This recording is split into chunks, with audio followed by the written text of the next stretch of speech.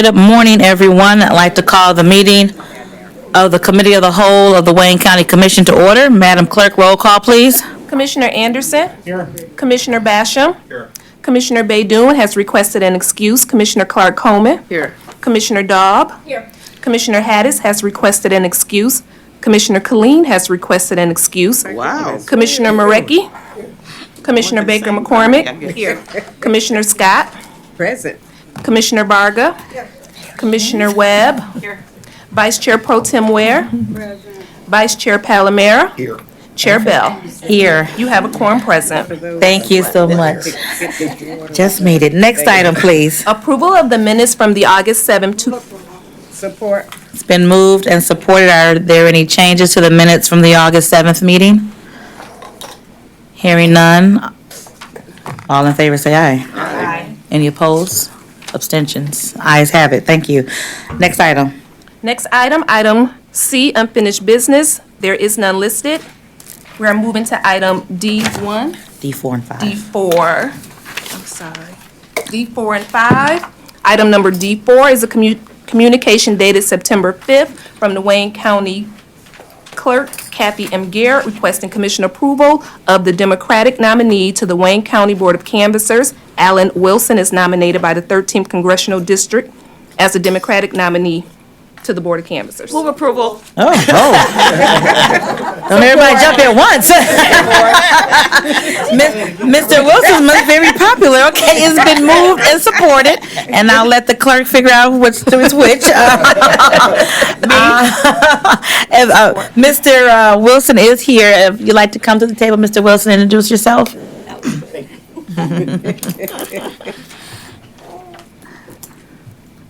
Alan Wilson? Oh, thank you. Is that it? Yes. Okay, I'm Alan Wilson, UAW Region 1A Assistant Director, and it's a pleasure to be here before the committee today. Thank you very much for your support of my nomination, and I'm going to do everything I can to work extremely hard for the citizens of Wayne County, and also to ensure that the integrity of the Wayne County Board of Canvassers remains intact. So I thank you so very, very much. Probably the shortest speech I ever made in my life. Thank you, You have sir. other important business to do. Any discussion? Commissioner Basham. Thank you, Madam Chair. I just wanted to say that as a UAW Ford Region 1A retiree, welcome. Awesome. Thank you, Brother Basham. I saw your name somewhere in the archives. I guess that's a compliment, Commissioner. Absolutely. You're well preserved. Commissioner Clark Coleman. Any other questions, concerns? Yeah, you made his day. He's a handsome guy. But I just want to welcome you. And I know you're saving your voice for some really important negotiations. Yes, ma'am. Okay. Like the picket line. All right. Any further discussion? Hearing none, please vote. Oh, I'm sorry. All in favor, say aye. Aye. Transition is such, I know. Any opposed? Abstentions? Ayes have it. Thank you. Thank you so much. Thank you. It's a pleasure. I'll Thank- talk to you all soon. Thank you for serving. My pleasure. That was bipartisan, absolutely. Mr. To introduce the chair, Mr. Oh, I'm sorry. Jonathan? Jonathan Kinlock? Just before you walk out the door, Jonathan Kinlock is the chair of the 13th Congressional District. Thank you, sir, for coming and being with us this morning. And he the chair of the council. And he's the chair of the Wayne County Canvassers as well. Thank you, sir, for being here. All right, thank you. Next item, please. Item number 5. Item number 5 is communication dated September 5th, 2019, from the Wayne County Clerk Kathy M. Garrett requesting commission approval of the Republican nominee to the Wayne County Board of Canvassers. Myra A. Rodriguez is nominated by the Michigan 14th District Republic Committee. Commissioner Marecki. Madam Chair, I'll move approval. Very good. Thank you. Moved and supported. Mrs. Rodriguez's resume is in front of us for your review. And again, she can recommend it from the 14th District Republic Committee. Any discussion? Commissioner Marecki. I do not know Ms. Rodriguez, but she comes very highly recommended by the state chair, Laura Cox. Okay, fantastic. Any further discussion on the nominee? All in favor, please say aye. Aye. Any opposed? Any abstentions? Ayes have it. Thank you all very much. Thank you. All right, now for the main attraction. Next item, going back to item number 1. Item D1, forwarded from the Committee on Ways and Means, meeting held September 12, 2019, approval of the recommended comprehensive executive budget and appropriations ordinance for fiscal year 2019-20 and the projected budget for fiscal year 2021. Okay, I'll turn it over to our Ways and Means Chair, Alona Varga. Thank you, Madam Chair. I'm going to have Mark Abel, our fiscal director, go through the budget, and I hope that we can then have questions after he presents it, and then I'll have some remarks after he goes through it. I just want to first thank everybody who participated. There were members of our commission who were not on the committee who participated, came to the meetings. We tried to have it open and everybody had discussion time. And most of all, I want to thank our staff, all of our staff. They were just awesome. Mr. Abel? You want me to-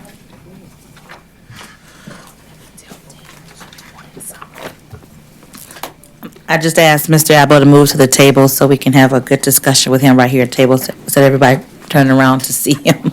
So, very good. All right. All right. All right, Mr. Abel? Thank you, Madam Chair and Commissioner Varga. We've gone through numerous hearings on this budget, including 3 off-site where so many aspects of the budget have been discussed and vetted. I am going to talk about just some of the key elements of the budget. Included in your packet is the CEO recommended budget, the technical amendments, the budget language, and then revisions to some of the glossary of terms that we want to talk about as well. But going through the budget, again, and this is just at a very high level as a result of all of the vetting and discussions we had at the budget hearings. The budget in front of you is for $1.63 billion. Now, that includes $2.4 million in technical amendments that we will talk about at a later time. The general fund piece of that is approximately $583 million. So the non-general fund is just under $1 billion, or just over $1 billion. As has been the more recent past, the delinquent tax revolving fund, we basically siphoned a lot of the fund balance from the delinquent tax revolving fund. So as of this point in time, what we're really getting out of them is really basically their earnings. And so the transfer from the delinquent tax revolving fund is budgeted at $17.4 million. We have a budgeted surplus in the budget of $5.7 million. Property taxes are incorporated in the budget to increase approximately just over $11 million, 11.44. That includes about $10.6 million for the general fund and about $500,000 for the Parks Fund. I'm sorry, what was that? $10.5 million in property tax increases for the general fund and approximately $500,000 for the Parks Fund. Is there a way we can get that summary? I can get that to you. This is Okay. just my kind of my crib notes. Okay, no, it was, how you have it laid out is, I'm sorry. We'll get a summary for all of We'll the get a summary. members later on. He's just, We don't have that. no, you will have it. Okay, All right. all right, thank you. The budget includes revenue sharing from the state of Michigan of $52.7 million, which is an increase of $2.1 million. It includes salary increases per the collective bargaining agreements. It includes, and I want to talk a little bit about Wickers and the retirement. Last year, the unfunded liability was $636 million. As of the most recent actuarial report, it was $527 million, a significant decrease. We're funded 62%. Last year, we put in $140 million into the pension fund, which included the ARC. This year, we are putting in $52.3 million, which is the ARC, plus an additional $5 million that's coming from the road fund.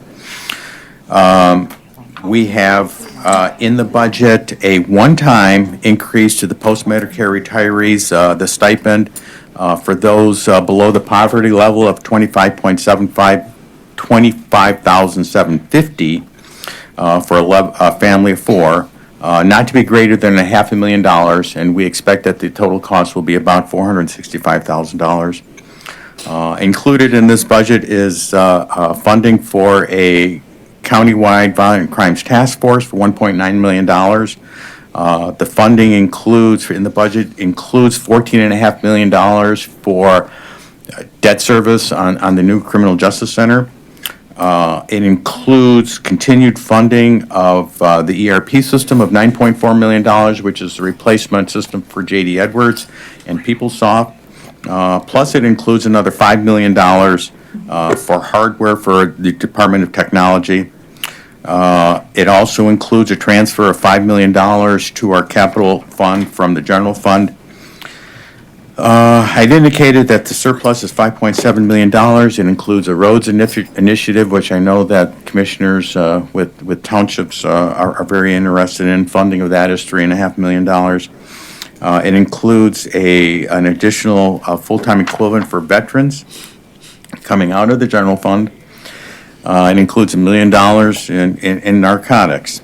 So, I mean, overall, and I've seen some of the lesser days, and I include this as one of the positive. The budget, the county seems to be doing well. Again, I believe that this is the fifth year of a positive budget. So, again, that is basically the summary of the budget. Madam Chair, did you want me to talk about the technical amendments? Or Yes. You have, after agenda item 2, two item summaries. One of them is the technical amendments, and the total for the technical amendments is $2.4 million, as well as behind that, you'll see a summary of all of the budget for each of the departments within the county. The total at the bottom is $1.628 billion. With the technical amendments at 2.4, it takes it up to 1.63 billion. And sorry, let me stop you, Mark, just so everyone know where he's speaking from. He's speaking from the green sheet, D2, first page and second page. Yeah. So, and I'm sorry, Mark, could you start over so that I Yeah. can follow you? And I hate to just ramble off numbers, but the CEO recommended budget, again, is indicated on the back of the one page that indicates all of the departments, 1.628, plus the technical amendments, the page before that, at 2.4 million, which gives us the $1.63 billion total budget. The key items on the technical amendments, most of them are just fixing grants, moving around some money. I view it as non-consequential, mostly non-consequential. There is a couple of items. Item number 1 is decreasing the Port Authority funding from $250,000, decreasing it by $40,900. And what that does is it takes our funding to 50% of what the state is appropriating. And the commitment from the administration is if the funding goes up by the state, then our share of it will follow, our 50% share of that. Technical amendments 14 through 18 are for the Commissioner Irma Clark Coleman. sorry? Would you repeat that? Yeah, included in the budget is funding for the Port Authority at $250,000, which theoretically includes 50% of what the state is funding. Except that the state is funding less than $500,000. So we're taking it down to 50% of what the state has actually incorporated in their budget. But if the state increases their funding up to the $500,000 level, then there would later be a budget adjustment to incorporate it, to increase it by an additional 50% of whatever the state increases it by. What does that do to the Port Authority? Well, no, and I will No, tell it you. makes them whole. No, it makes them whole. Mr. Kinlock is also a member of the Port Authority. He's not here any longer, but they're aware of the funding and they're okay with it, contingent upon the state increasing their funding, and then we'll do likewise. The law states that the county and the city are percentage of what the state puts in. I know. So, yeah, so, But but they were okay with, If the state is reducing their share and we're reducing our share, and my question is, how does that impact the? they've had a very good CFO who's been very good at keeping reserves available. Okay, But they're also continuing to lobby the state to get their full funding. okay. Item number 10 is the technical amendment to add the full-time equivalent to the veterans. And items number, technical amendments 14 through 18 is just over $1 million that goes to the prosecuting attorney for various items that she had requested. Hold on, Mark. Commissioner Webb. Thank you, Madam Chair. I just want to send out huge thanks to the Chair of the Committee on Ways and Means and all the members of the committee for supporting this outreach position for the veterans. This won't take away from the downtown Detroit operation, so it keeps them whole, and it gives access to out-county veterans to veteran services that before they just did not have. I mean, they would have to drive to downtown Detroit, pay to park, walk several blocks. A lot of them don't have transportation, they're handicapped or they're indigent. So this is really just a step in the right direction. We have major work to do, and that department is really grossly underfunded. The actual real number, I know they throw around here, and if you Wikipedia it, it'll tell you it's about 86,000 vets in Wayne County, but it's really more like 130 if you include all of the vets. We have about 5 people now with the director in the department, where our counterparts in Oakland County have half as many vets and 17 people in their department. So really, the message says Wayne County doesn't prioritize veterans, which is really, I think, shameful. So I'm really glad that this is, at least it's a step in the right direction. Way more work to do, though. But thank you for your time. Commissioner Basham. Thank you, Mr. Chair. The chair made a comment before we did the presentation of the budget that Mr. Abbo was going to make a presentation and then we weren't going to engage. Oh. If we're going to engage now, then I want to jump in. If we're not, if we're going to go back to what the chair said originally, I'm that Mr. Abbo would present and then the commissioners would engage, then I'll go by that also. But you tell me the rules and we'll go by them. Oh, I'm sorry. If you said that, I missed it. I'm serious No, about this. I know you're dead serious, and I appreciate that, and the chair recognized Commissioner Webb and then said, get in the chair. So here I am, and now, and so if you want to make, if you want to ask some questions right now, based on her recognizing Commissioner Webb, you can ask your questions right now if you'd like, then I'm going to recognize Ways and Means Chair, Commissioner Varga. Okay, I appreciate that. So having said that, as a veteran, and as having talked to the Veteran Services for actually downriver, and having talked to Mr. Howard and others, what Commissioner Webb said is exactly correct, except that there needs to be comments about, there is a place, they probably serve more veterans than anybody else in the state, and that's at the Southgate Downriver Community Conference. They actually have a room there, and they actually have people that volunteer as well as a guy that gets paid to work that area, and they do need more funding. So there's an area in place, there's people that live in Western Wayne and downriver that have trouble coming to Detroit, trouble parking, trouble all that stuff. Detroit's about a third of the county, but the other 2/3 is Western Wayne and downriver. So I've been pitched on this veterans issue by Jim Perry, the director of Downriver Community Conference, by Mr. Howard, and by other folks also. So we're hoping that And also, Assad Turfy has met with Mr. Perry, and so we're hoping that we collectively, and working together, can actually put more resources into that facility that actually serves veterans as we speak. Good. So if we want to have those discussions now versus, you said you're going to do a presentation, and then you left Joey to deal with us talking, going back and forth. So the thing of it is, you know, so basically, if you want to have that discussion, I want to fully engage in the issue with the vets at the DCC. Okay, thank you. Does that make sense? Yeah, and I just heard the end of your conversation, but what we're going to do, this is today putting another position in place, so we will have a position to work with the vets. Now, of course, it's up to the department as to where that position, that person is positioned, but I'm glad you're talking to Turfy, and we could make that arrangement, but our goal is to fund a position to be more accessible for our vets, and that's what we're doing today. Okay, but also the resources for downriver, because if we can use that monies for Meals on Wheels, which we did under Kevin Kelly, then we certainly should be using it for direct services for that area that works at the DCC for specifically veterans. Thank you. Gotcha, thank you. Did you want to respond, Commissioner? Yeah.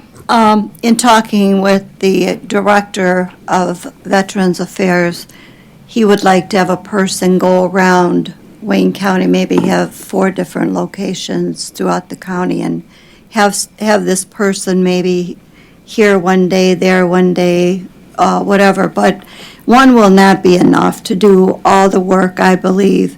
We have over $1.3 million still left in that fund to serve the veterans. So I think we really need to focus. And my thinking is that we probably need to do a full-blown ordinance on how we're going to deal with our veterans.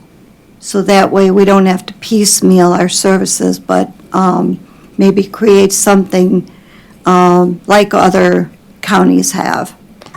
Well, like I'm saying, in Wayne County, if I may, Madam Chair, in Wayne County, they currently have in place, what they need is some funding for that office that actually is having volunteers and others work for the veterans, and specifically in the city of Southgate, Michigan.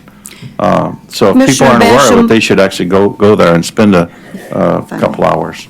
If I may, we have the money to take care of our veterans. That's not an issue, it's the will. I'll rest it there for now. Okay, you got the will here. Here too. You just can't take it out of their money. Yeah, got it. Thank you. All right, okay. Any further discussion on that line item? Okay, Mark? Thank you, Madam Chair. Also included in the packet are budget language, budget instructions. And I'm not going to go through it page by page, but I'm just going to give you a flavor of the changes that were made to the budget instructions from last year. Basically, there's... And I'm sorry, we're now talking about D3, budget instructions. So- Thank you, Madam Chair. Of course, we updated all the dates, and there are numerous dates that had to be updated. We included in at least a dozen and a half instances, maybe 2.5 dozen instances, where we were reporting information, but reporting it for just the single year. It could have been statistical information, financial information, and we thought that it would be more appropriate if that information was comparative. So now when we see information of a financial nature or statistical nature, it'll show the results of not only the current year, but the prior year, so that we can see trends that are occurring. So that was a major change to the budget instructions. There are changes as a result of the reorganization, particularly like the Economic Development Corporation, Economic Development Department. So we made changes appropriate for the reorganizational change and the health fund also. There were a couple of changes as a result of who were getting, what committees were getting the reports. Sometimes the reports were coming to Ways and Means when we thought it was probably more appropriate to go to another committee, because they were the ones that provide the oversight to the information regarding the information that was being provided. So there were a few changes for that. And we incorporated new budget language for new initiatives like the the Victims Crime Force. So there'll be reporting regarding the results of that initiative. Everything else was pretty consistent with the prior year, other than those 5 types of changes. The next item that I wanted to talk to you about was the glossary of terms. And we gave a handout where This one. this probably needs to be looked at more fully, and we will probably be doing that next year. But these were the ones, and you're going to see me looking at our council a lot on this discussion, that we felt were most appropriate to change. And if you look at the full budget report from the CEO, we've indicated where this glossary items come from. And it talks about, This one. I don't have it. It was just handed out. Here, the copy. Here's the extra.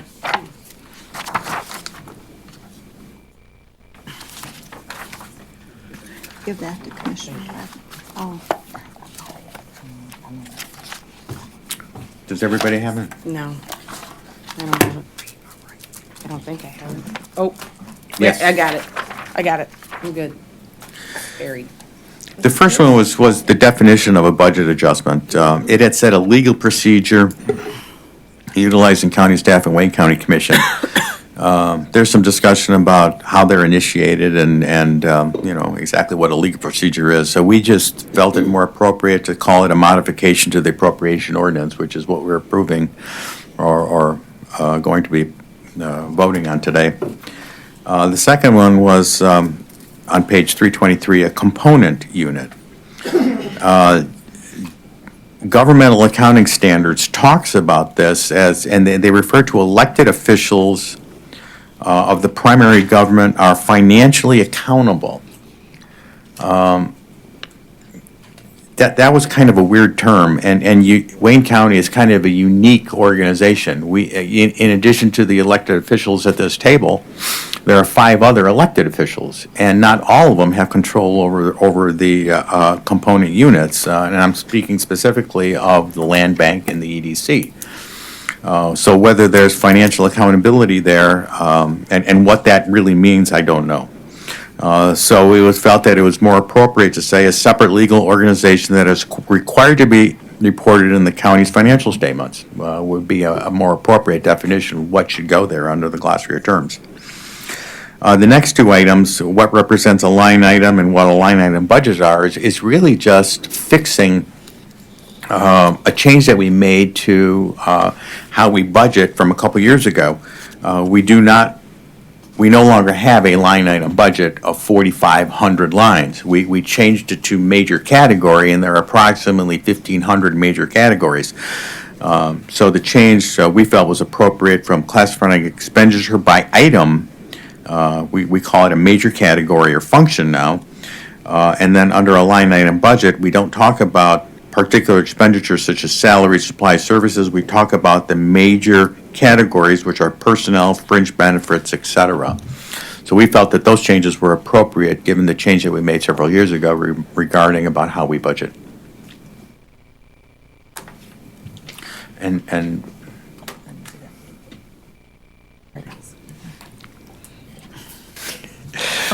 We'll let Mark finish and then actually, I'm good for questions now, Madam Chair. Thank you. Okay, Kevin, you have a question about the, First of all, I want to thank the fiscal staff to actually reading back to page 325. and this is the book, this is the book that we were referencing. This is the book that we're referencing. Because it's not something that we normally do, okay?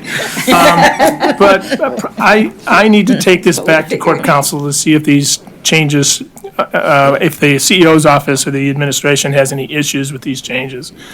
So if if you approve this section, prove it attentively based on conversations that I have to have with Corp Counsel, because these were just put upon us. Some of them I don't have an issue with, some of them I'm not sure if I have an issue with, and a couple of them I do have an issue with, but There's only 3 items. I know, so, well, I'm trying to be very generic. Talking about the budget Right, so, terms, the glossary. So I would prefer that this section here be either forwarded to the full board without recommendation or whatever you want to do. And just let me have my corporation counsel look at these guys. Because this is something, it's like, for example, the component unit section, that's not something we would have written. We would have plagiarized that from either the Uniform Budget and Accounting Act or some other, the GFOA or some other source document. And so that's the reason why, I mean, and I understand that, you know, wherever there's accountability in elected officials, you want to mitigate that. I understand that. But I need to go back and find, first of all, research where that came from. And again, this language, we haven't made changes to this language in years and years and years. So it probably it'd probably be worthwhile to update the language, especially since, again, this is the CEO recommended language. The pretty book, if you know, the adopted book has probably the same language that's in there. And it may be worthwhile that during the year, as Mark mentioned, that we have a working group between the commission and the administration that goes through stuff like this. Because even though the language is meant to be harmless, it may somehow cause harm to somebody. So I understand that. So. Okay, thank you. And now allow our commission counsel to respond. So through the chair, the recommendation would be to simply approve this. If the administration has objections, they can obviously raise those objections at full board. With regards to the definition for budget adjustment, the reason for the change is that most of you are fully aware that I've had a legal dispute and disagreement with the administration regarding the authority of this body to initiate budget adjustments. As written, this language actually states that it takes county staff and the commission. Well, county staff would be the administration. There's no reason for this body to put anything in writing that would remotely suggest that the CEO has authority that we don't believe they have. The recommended change is very neutral. It's the most neutral definition I can come up with. I did not come up with a definition that said the Wayne County Commission and only the Wayne County Commission has ultimate authority to do budget adjustments. I did not do that. I gave a very neutral definition that's very simple, the modification to the appropriation ordinance. I don't know how there could ever be objection to that. With regards to the other definitions, I'll say, Kevin, that the component unit definition, I found some similar language in GASB. Even if GASB, for the Accounting Standards Board, if they determined that there's some financial accountability, why this body would ever put anything in writing to suggest the same, because the implication would be that you agree. Let a court decide that if we ever had a legal dispute. We shouldn't put financial responsibility, financial responsibility on any county employee intentionally unless it's intentionally. So I would suggest, again, a more neutral definition regardless of what GASB says, because that would seem to be the appropriate direction to take, not only on behalf of this body here, but the county as a whole, including the CEO, who's also an elected official who primarily controls the component units and who that would probably primarily come upon. With regards to the other two, as Mark mentioned, this body changed the form of the budget. We actually took some of the language out of the resolution that determined that form, and it is simply implemented, incorporated that into line item budgets. That's my comments. Thank you. And I would say that this is low-hanging fruit. What a lot of this is just putting into language what we've been practicing over the last few years, and then some of it is some additional information. What we'll do, Kevin, is if it should pass today, it's certainly open for conversation, discussion, and amendment at some future time. So just to let you know that we're certainly open to that, and other the glossary terms that are in the book as well. Commissioner Webb. Thank you. If I remember right, and I believe I authored the charter amendment that that gave us the right to control the form of the budget. So that being said, we have all the authority in the world to change this language without dispute, do we not? I mean, we can change this language if we Yes, want to. Yes, the budget is the primary responsibility of this body. The CEO recommends, you can make any change you want and approve it. So yes, ma'am. Thank you. But the CEO has the right to veto it as well. Well, that's right. Well, that's why there needs to be 10 votes. We have a right to override the veto. Correct, absolutely. Yeah. Absolutely. I mean, that's, We have an entire process here. that's the process. I think the Constitution somewhere along the line said that. So, Becky McCormick. Thank you, Madam Chair. So this may kind of get off the subject matter with these line items, so I don't know if this is okay. Sure. To bring it up, but we were speaking of updating and amending some of the language, and I was wondering about the Economic Development Corporation, and this is to the council.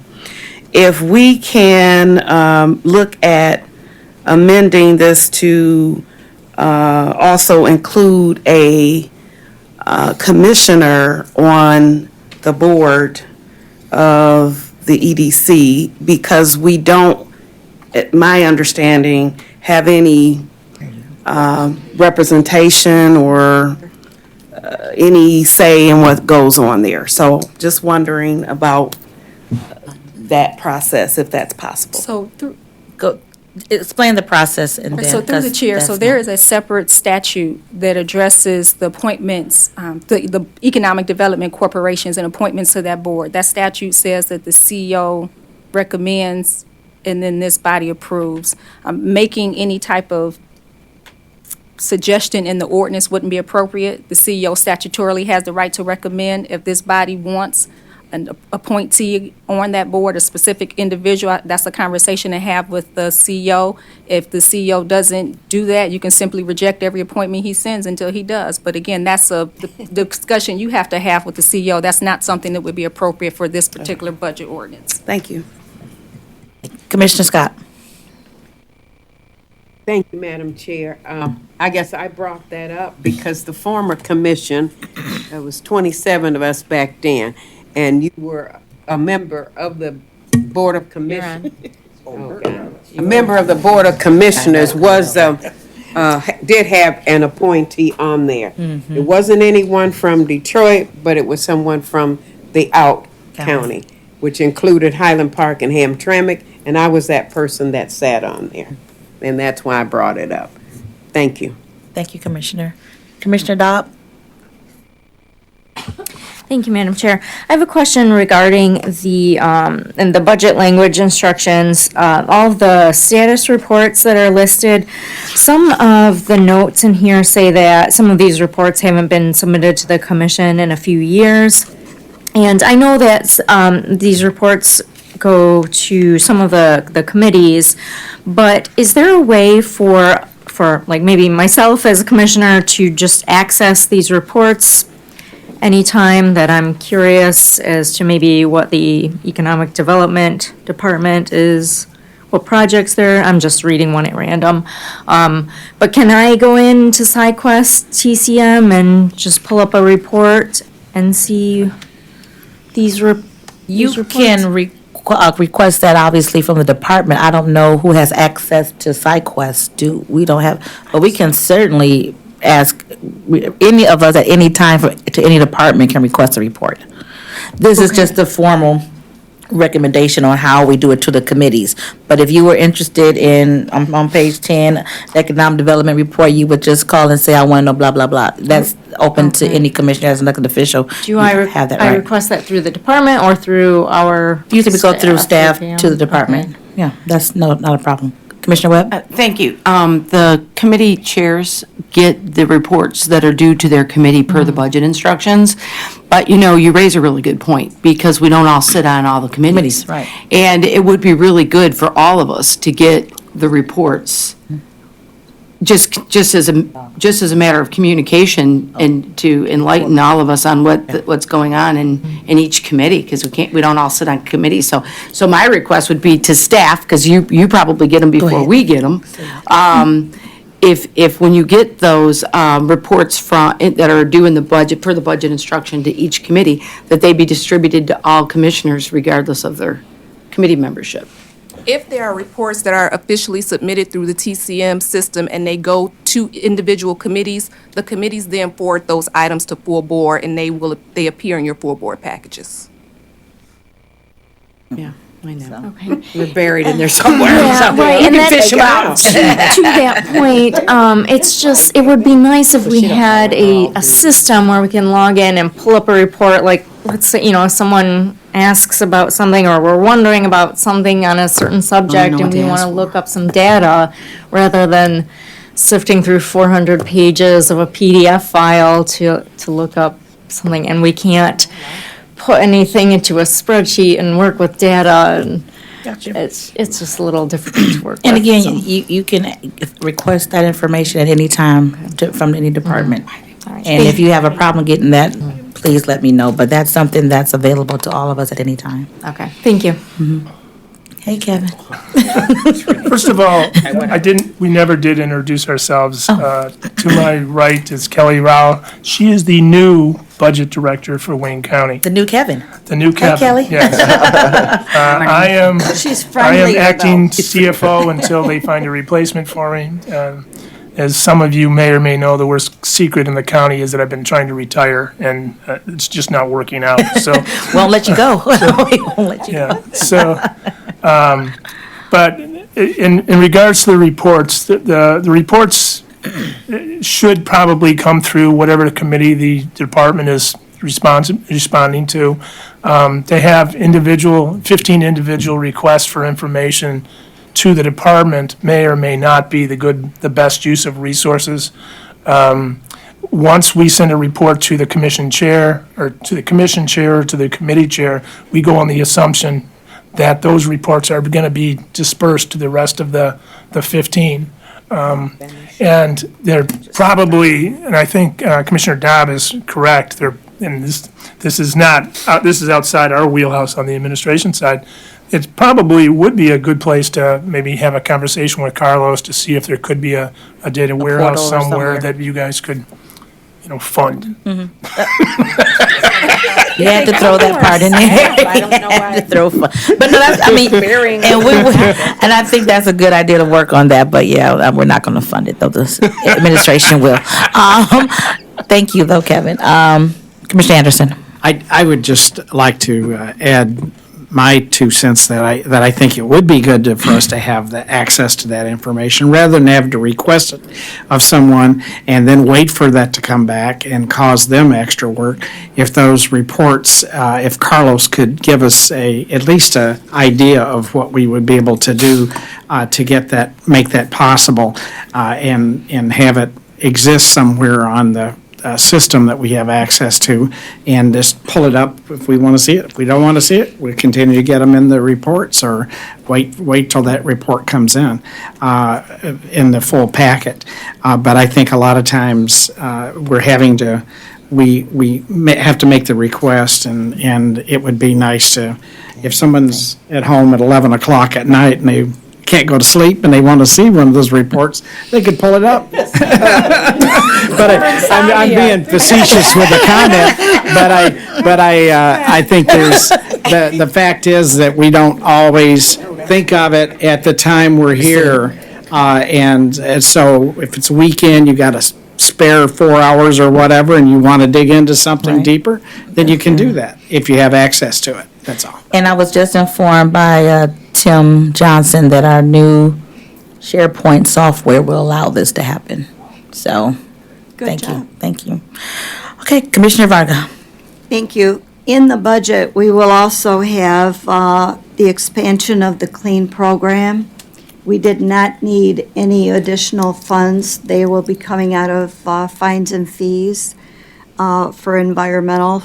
So we will be able to have cleanups in our districts and request dumpsters for cleanups.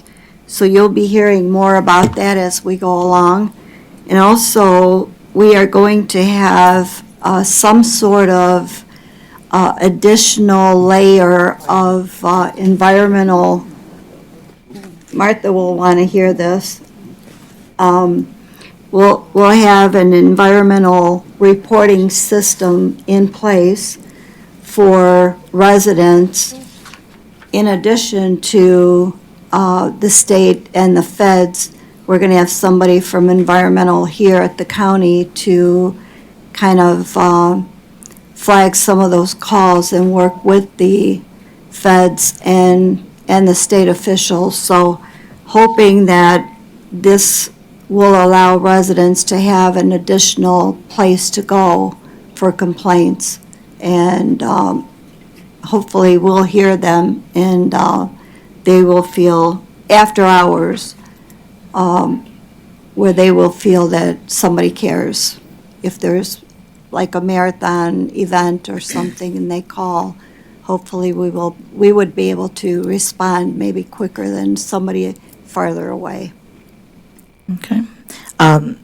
Before I go, I'm going to come back to you, but Commissioner Ware has a question.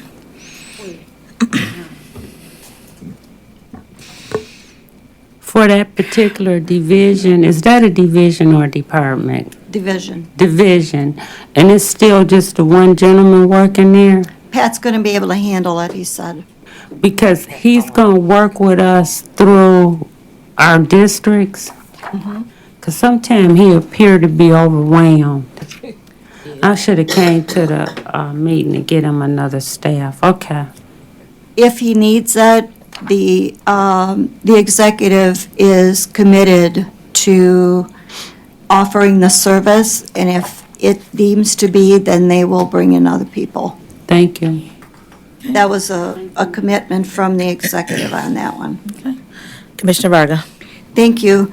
If there's no other questions, I move approval of items 1, 2, and 3 as amended, and it's contingent upon a correction to the paperwork that needs to be put into the system.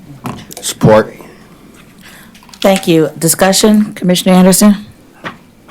Yes, just a mention too, that in the instructions, I think there was language added that it's the intent of the commission that that position for Be the a veterans veteran. be a veteran. And we're, I think, hoping that but we've got it in the language. Yes. That it be a veteran. Right, That- it is. But I just wanted to make sure everybody knew that too. The CEO's office is agreeing with that to the extent we can do that through the CBAs and whatever process it is, but yes. Okay. Any further discussion? Commissioner Webb? Only to add that, I know Commissioner Basham talked about the Southgate office.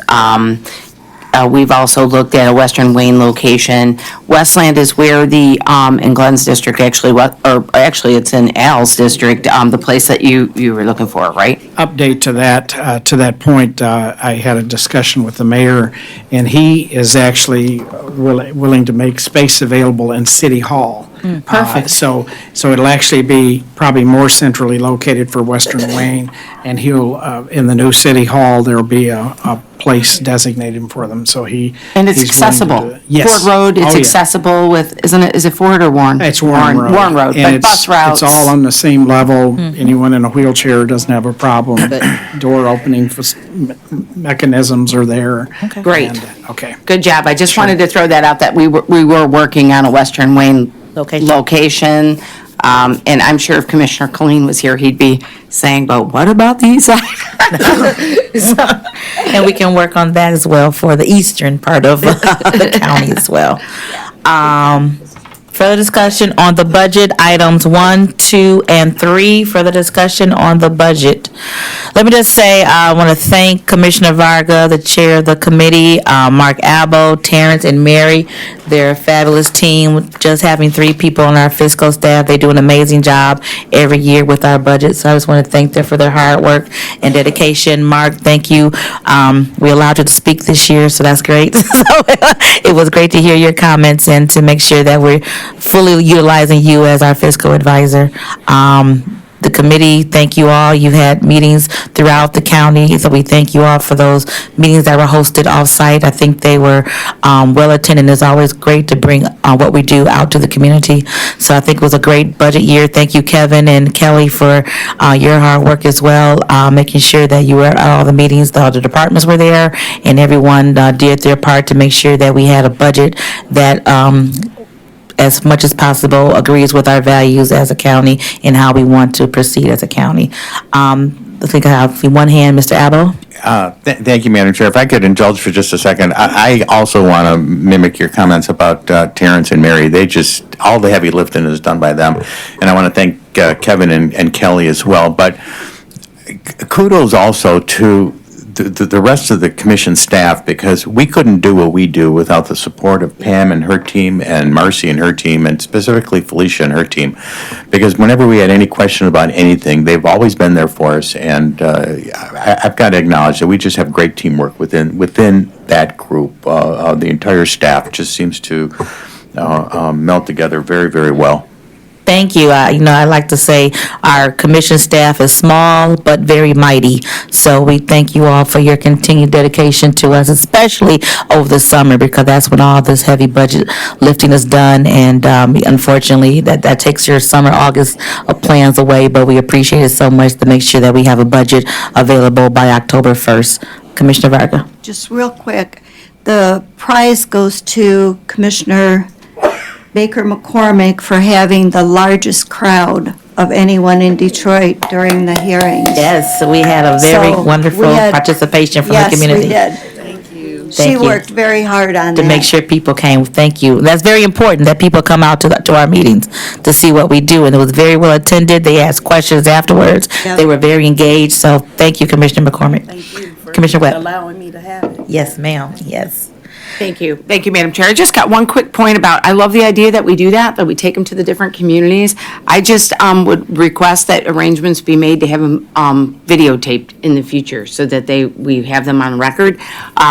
They're the only ones that are lost in this whole deliberations are the ones that were held out county. The city of Livonia's got an excellent team that does them, and I know we hold them there, and they record their own meetings in that exact same place.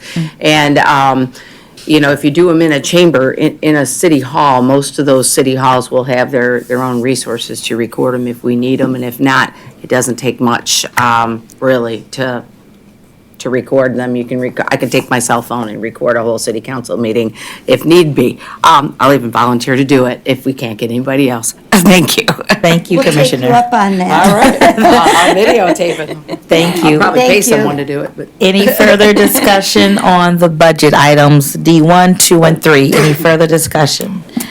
Hearing none, all in favor say aye. Aye. Any opposed? Any abstentions?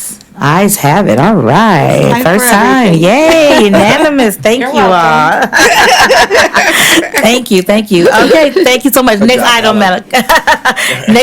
item, Madam Clerk. We are on the addenda, item D6, requesting commission approval of a 3-year memorandum of understanding with a 3-year option to renew between the Charter County of Wayne and the Third Circuit Court. Okay, really quick, we have two items on the addenda. These items have not gone to committee. I know. Thank you. And my mic is on.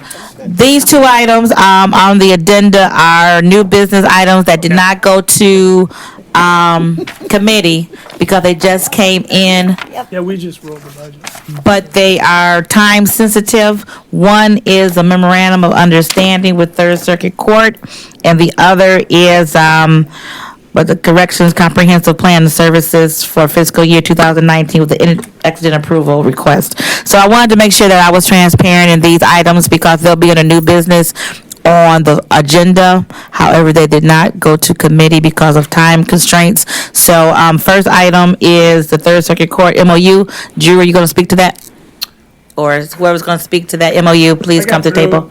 Drew's here from Corporation Counsel. He's been intimately involved with the MIDC program, I guess would be the best word for it. I'm here to answer any questions. This is item 6 first, the Third Circuit Court. The Third Circuit Court, this is, and then number 7 is the, Isn't that the MIDC? We got two. There's one with the circuit court, and then there's the MIDC. Now, see, Dr. Coleman's behind you, Kevin. I'm getting out of done. Thank you. No, you can handle both. Oh, which one? We need to approve it. Oh, that the paperwork is here? Oh, okay, cool. Okay. All right, Dr. Coleman? Good morning. Shanetta Coleman, Division Director for Health Veterans and, Health, Human and Veterans Services. The MOU agreement between the county and the Third Circuit Court is the actual agreement that has historically been in place that allows Wayne County the responsibility by way of the Third Circuit Court to administer juvenile justice services for adjudicated youth in Wayne County. It is an agreement that we have for a period of 3 years annually. And the current agreement that is before you, really there are no substantial changes to the agreement, just points of clarification within the document for this particular period. Okay. And this item, I apologize, is on D6, and this will be for approval. And you have a green sheet with the analysis on here for item number 6. And again, this is the MOU. Commissioner Anderson? I just wanted to mention, I did discuss this with Mark earlier. He indicated that it is budgeted, so it's in, whose budget is this in? It's in the department's budget. So the money is there already, it was in the current budget or next year's budget? It's in the current budget. It's been in all our prior budgets as well. It's actually funded through our State of Michigan Child Care Fund. Okay, all right, thank you. You're welcome. Commissioner Anderson? I'm sorry, Commissioner Basham. Because you want to go again, Commissioner Anderson. Commissioner Basham? Thank you, Madam Chair. And it actually all ties together, and it's about changing the environment of what people are accepting and not accepting. And I give high marks to Commissioner McCormick for picking up trash in her neighborhood and trying to clean it up. But also, when you're doing a juvenile justice program, trying to change the environment of those juveniles that have used to and growing up just throwing their junk out the window and not realizing that somebody else's challenge to try to clean it up. And we used to have crews that would go up and down the freeways and learn what, all that garbage does to their community.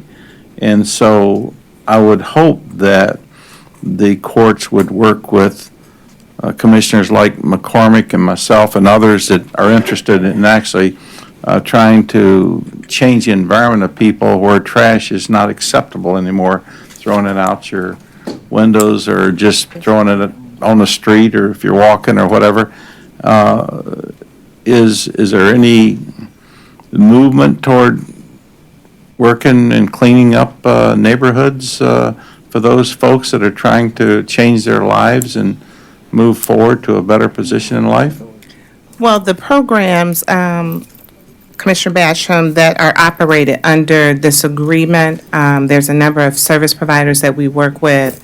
Some of the programs do ensure some what we call responsibility or responsible actions, but there are no specific programs for what I would call, keeping the community clean, if you will. They will engage the young people in certain activities, but it's not a specific program that's designed for cleaning trash along the freeways or anything like that. That is a priority with a number of Wayne County commissioners, and you said it's not specific, but could you make it specific if you realize that a number of us would like to see that?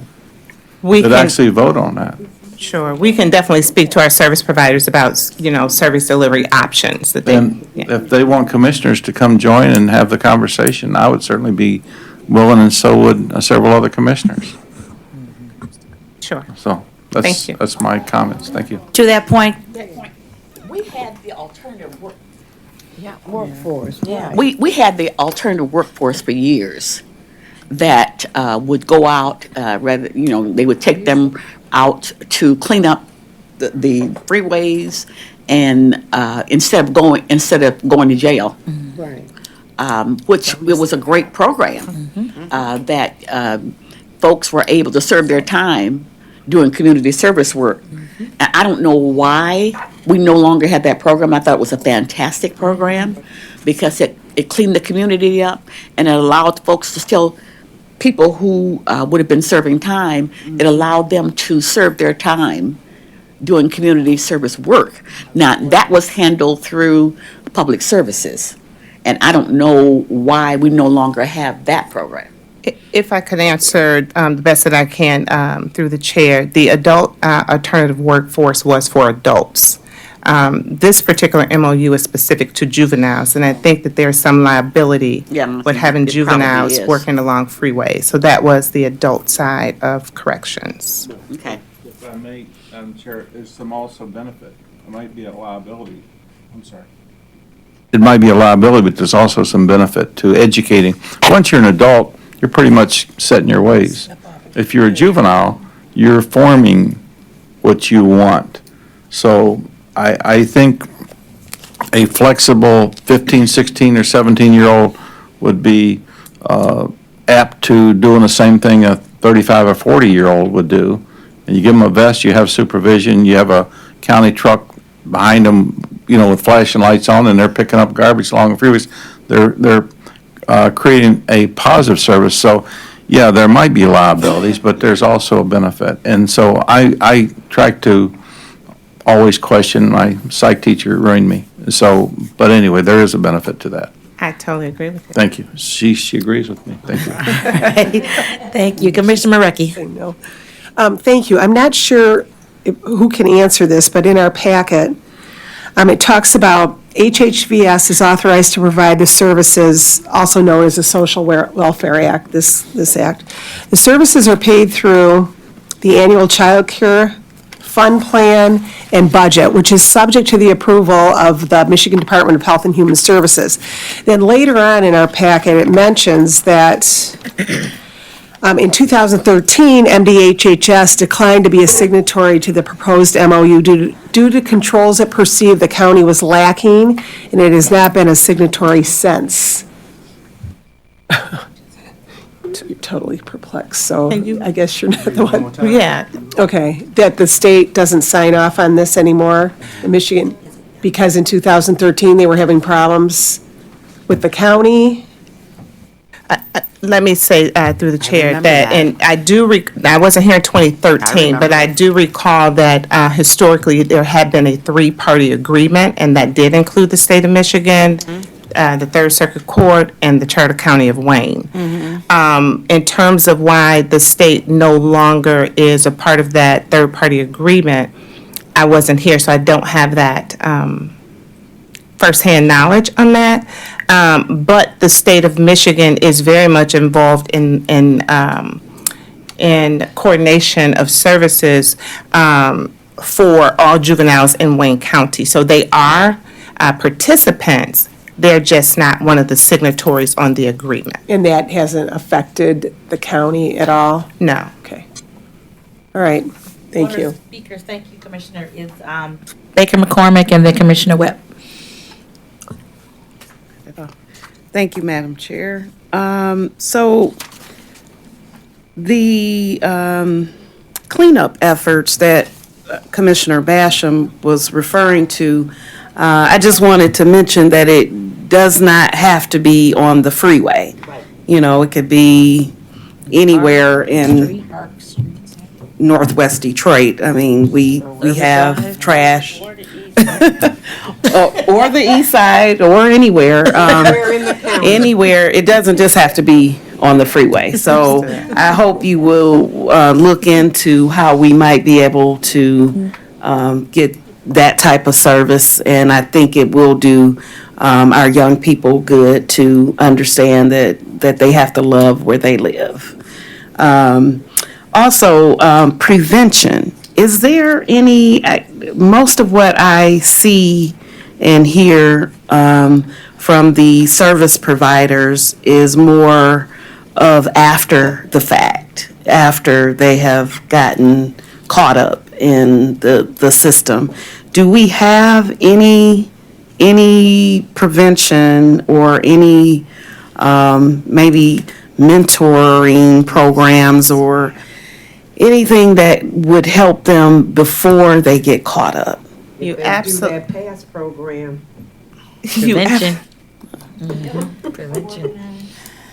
You absolutely do. Okay. So this MOU will allow us to provide the full gamut of services that the department has historically provided, which does include your prevention services. For those who may serve on the HHS committee, we often speak about the Youth Assistance Program. That's a prevention program. We talk about First Contact. That's a prevention program, and actually one of the largest prevention programs that we have. And then we do have young people who have already touched the juvenile justice system, and so you hear us speak oftentimes about probation levels 1, probation level 2. And those are kids who are either in home receiving some sort of supports and/or who may be placed out of home in a residential facility that's receiving supports. So this MOU allow us the opportunity to engage in the full gamut of services, inclusive of prevention services. Is there a way we can get a number of youth that have been in the prevention part You of absolutely it can. more so than the youth that are already adjudicated? Thank you. You can. So I figured you might ask that question. And I just brought last year's prevention numbers, I think, with me. What did I do with that?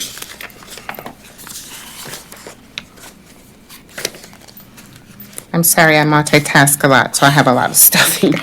Okay, so last year, in prevention alone, you had 2,025 participants in our First Contact program, and then a combination of our Youth Assistance Program and our Diversion Program was another 987, so about 3,000 young people in 1 year. Great, okay. Thank you. Commissioner Webb. Thank you, Madam Chair. So to a couple things.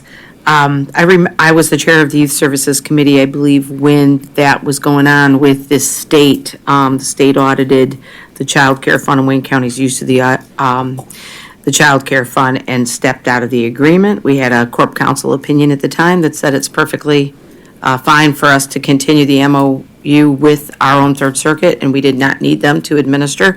And they stayed a partner in the deal. They just didn't want to sign on. I don't know exactly what their legal reason was for at the time, but it didn't impede services.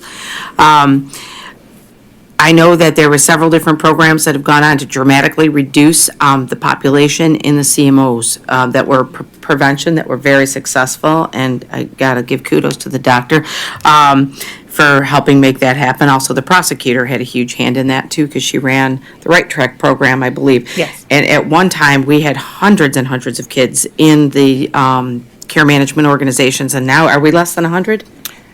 We have about a total of 1,000, but so. Residential treatment? No, in the not in CMOs? residential, just Right. assigned to the CMOs. Yeah. I didn't tease that number out in Okay. terms of how many of them are residential placement Yeah. versus how many of them are in-home receiving care. But to your point, prior to many of these programs evolving, the prevention programs, the diversion, Right Track programs, you had well over 3,000 kids that were actually assigned to a care management organization on probation. I see. So what we like to attribute the reduction in the number of kids who are participating, who have actually penetrated the juvenile justice system, is these prevention services. So we've seen a flip. So Yes. instead of having 5,000 kids engaged on a probation level 1 or 2, you have 3,000 of that 5,000 that are in prevention services. So I think there's been success there. I think there's been huge success, and the number I was thinking around 100 was in the juvenile detention facility. Oh, the juvenile detention facility has a daily average population less than 100 right now. Yes, So right. today's numbers were about 80. Yeah, that's wonderful. So that's wonderful. At one time, we had hundreds of kids in the juvenile detention facility, and now they got it, what, Yeah, 80, which is amazing. is amazing and is phenomenal. And the youth assistance programs, so and I don't know how it works in the city of Detroit, but in the suburban communities, they usually have a coordinator that works for the municipal government that is representative with the different CMOs and with the different youth assistance programs. So like, I know who they all are in my district, but I don't know, I'm sure the city of Detroit has some sort of person that you coordinate those prevention services with, that it might be good for you to know, and maybe even your colleagues that represent Detroit already know that, who that person is or those people are. But yeah, back to Commissioner Basham's point about people already having their mind and their way in life set oftentimes by the time they're adult. The monies, and I got to give it to this board, even all the changes over the years, I've been here for 11 years, we've always supported the CMOs, we've always supported this program. It's a pilot program. It was a pilot program. It was a model for the state. It's been mimicked over the country nationwide as the best way to handle prevention and youth offenders. So this is one thing that goes on in Wayne County that's really something to be proud of. I think it's the way we handle our juvenile justice system. So thank you for your contributions to that. That's all I have. Thank you. All right, do we have a motion for item number 6, please? It's been moved and supported. Any further discussion? Hearing none, all in favor say aye. Aye. Any opposed?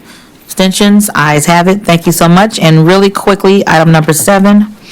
Item number 7, discussion with the administration regarding an immediate consideration request for an amendment to the Wayne County Adult Community Corrections Comprehensive Plans and Services Plan for fiscal year 2019, and an exigent approval request for an amendment to an agreement with the Michigan Indigent Defense Commission. Thank you, Drew. Thank you, Ebony.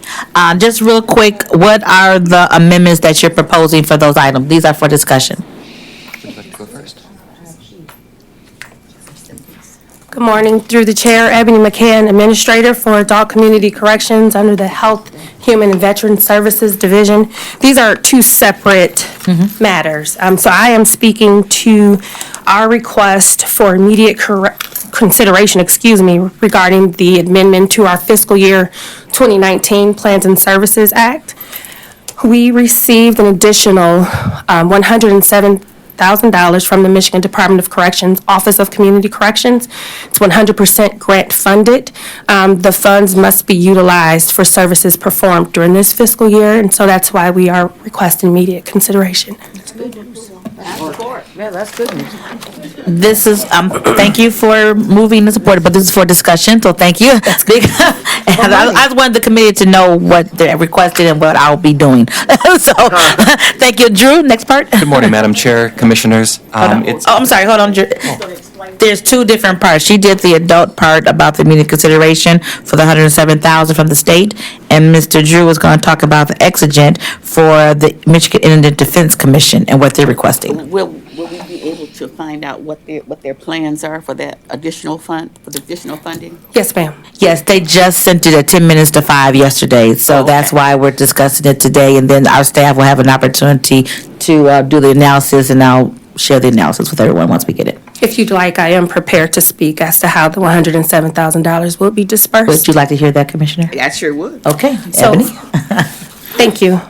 $50,000 will be designated towards the Guidance Center, which is our provider responsible for our vocational curriculum that takes place inside of the Detroit Reentry Center.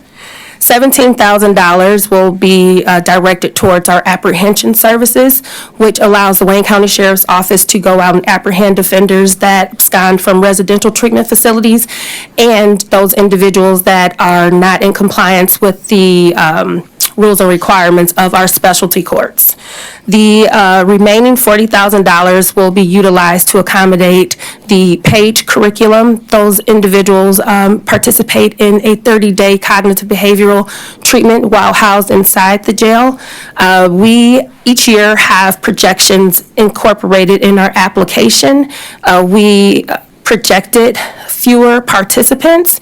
Ironically, the bench has tremendously supported our program this year, and as a result, we've exceeded those projections, so the additional funds will assist us with the exceeded projections, or I'm sorry, the exceeded enrollments. Good. Thank you. Great. And we want to, and the reason you're here is because we have until October 1st that we have to act on this. We have until September 30th. I'm sorry. Yes, September, before October 1st, yes. Thank you. Thank you. Drew? Good morning, Commissioners. I'm here because before you today is a amendment to the fiscal 19 grant agreement for MIDC funding. The last time you saw me, we were talking about MIDC matters, and we actually anticipated this problem. And I've been driving to Lansing since April each month for MIDC meetings to ask for an extension because our current grant agreement only permits us to use the $17.3 million that they've given us until the close of the fiscal year. I think the state was hoping that there would be a fiscal 20 grant agreement that would be executed by now to permit, an actual deposit of money to be, in our coffers by October 1st. That has not happened for anyone in the state of Michigan. There's kind of three things that need to happen before we get our fiscal 20 money. We need to have a compliance plan approved. We've submitted and it has been approved by the state. We've asked for $20 million for fiscal 20. The cost analysis has not been approved, but I understand we will have a staff recommendation at the October MIDC meeting. And then the third thing is that both parties have to execute a grant agreement so that the state will actually hit send on a wire transfer to Wayne County. No one has a grant agreement yet because there's not been a state budget adopted, and the Office of Licensing and Regulatory Administration is somewhat reticent to promise money they do not know that they will have. So, when I showed up in April and I said, guys, I don't think we're going to have our money by October, please allow us to extend the term of our fiscal 19 grant. It was poorly received in April. I kept going back, and in August, I think a light went off, and they realized that no one has any money to operate indigent defense services come October 1st. And so an action was taken at the MIDC meeting to permit everyone to extend their grants to the earlier of the execution of a fiscal 20 grant agreement or the close of the calendar year. So this is critical because we've had a $7.4 million indigent defense system for a long time. We now have a $25 million indigent defense system. But because of the delayed implementation of our fiscal 19 grant, you'll recall the first year of our enhanced grant, we have a bunch of money left over to the tune of $14.5 million. So we have enough money. The question is really sort of a legal question of can we expend it? And so Friday, we received what I believe is before you, this amendment to permit the grant money to be expended, longer. And because if we were deprived of these grant funds on October 1st, we may not comply with indigent defense standards as erected by the MIDC Act. And so this is, I think, a bullseye for an exigent circumstance under the ordinance. And so I would ask that the chair consider granting the CEO 60-day approval to execute this amendment, and we can, send this back through the system for formal commission review. It is my hope that we may have a fiscal 20 grant agreement submitted during that 60-day period, but we don't know with the state budget. Any questions I can field or? Yes, great explanation. Commissioner Anderson. I just wanted to both the two individuals sitting at the table, very impressed with the work that you do and your persistence of going back and forth to Lansing. And I would make a motion to approve. And that would be lovely, but we're not making a motion today. This was discussion because they're asking for the chair to do immediate consideration and extend approval. But I wanted to make sure that this body heard their explanation as to why, since we were having a cow, I wanted to make sure everyone understood and at the. Did I say having a cow? We are having a cow. So just to this body, I'm trying to be transparent and let you know what's being asked of me to do. So I want everybody to know that. And if you have any questions, to actually address those questions to the department. Drew? I know you're all engaged in indigent defense, and this is, very important work. It's candidly the best part of my job. I wanted to just give a 30-second update. So the NDS contract that you approved, they're moving into the 29th floor. So we have like a law office set up there for indigent defense services that is funded by that $8 million contract. There's an open house in October, and the date is not set yet, but I will make sure you get invitations to that open house so you can like physically see the people that are going to be addressing 5,000 indigent defense cases in Wayne County a year. I also just wanted to make a brief note that, you know, we have $5 million for experts and investigators to assist in indigent defense cases. And this is like, you know, very, very few experts and investigators are ever used. Now there's $5 million. We have a pilot project that's getting off the ground right now to spend this money, you know, furnish defendants and their attorneys with qualified individuals that can help them defend themselves when they're accused of a crime. So I just want to give you a quick update. Thank you. I think I saw a couple of hands. Terry, Commissioner Marecki. Right when you said they have the 29th floor, are the indigent defendants coming to the 29th floor? Where are they going to park? That's a fair question. You know, so we were in a little bit of a scramble to find NDS a place to be. And so the 29th floor was the location that worked. And so, you know, I can't say that everything has been worked out yet, but I will say that, you know, NDS is you know, engaged in these issues, and the last thing they would want is for there to be like a financial hardship or an obstacle for their representation. So, you know, I don't have an answer for that parking issue today, but I know that smart people are going to be thinking about it. Yeah, I hope that's a temporary situation and that we find a more accessible permanent, because this is horrible. And it's not even the money. It's not even the money, it's the physical parking. The ability to park. Yeah, The ability to park, the ability to get, ugh. Right. Okay, thank you. Driving though, ability to get down. Yeah, exactly. Okay. All right, thank you, Drew. Thank you, Ebony, for your presentation. Thank you very much. I'm sorry, real quick, Baker McCormick, Yeah, I'm sorry. I just wanted to clarify, so the indigents are from Third Circuit? Yes, ma'am. And is this any cases at all, or is this, what type of cases would you? So for the scope of the grant agreement, the MIDC has standards for, it's basically any adult that can go to jail. Right, so these are felonies in the Third Circuit, right? Felonies, Yes, so ma'am. not- Yep. So, okay. and many of these cases start in district courts, and then they move to Third Circuit, and so that's when our grant picks up and we start paying for things. Okay, and then how do you pick or choose which cases you take? Oh, we take them all. Oh, you take all of them? If it's an indigent defendant that is accused of a felony and is in the Third Circuit Court, they are constitutionally entitled to a competent attorney. Okay, and you take them all? Yep, and we train them, we provide resources, we provide everything that they need. And the attorneys, how many attorneys do we have? Good heavens, NDS, my understanding, has staffed up.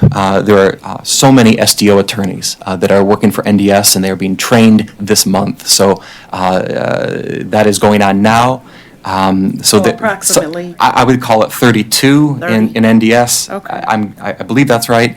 And then we have a list of hundreds that are for the appointed bar. The quick rule is 25% of the indigent caseload, which we estimate to be about 16,000 a year. 25% goes to the public defender office that currently is NDS. The other 75% currently is judicially appointed from a list of qualified attorneys that have received the training for the type of case they get, right? Capital cases, non-capital cases, things like that. Okay, and then for parking, could we use vouchers? I mean, could we give them a voucher of any kind? I mean. That's a great idea. Yep. I mean, I think ultimately the issue is who pays for this, right? Right. And so, you know, I'm the guy that puts together these grant requests to the state of Michigan. That might be a good thing to think about. Okay, great, thank you. Thank you, and that, a more comprehensive discussion on this may be warranted for the Public Safety Committee.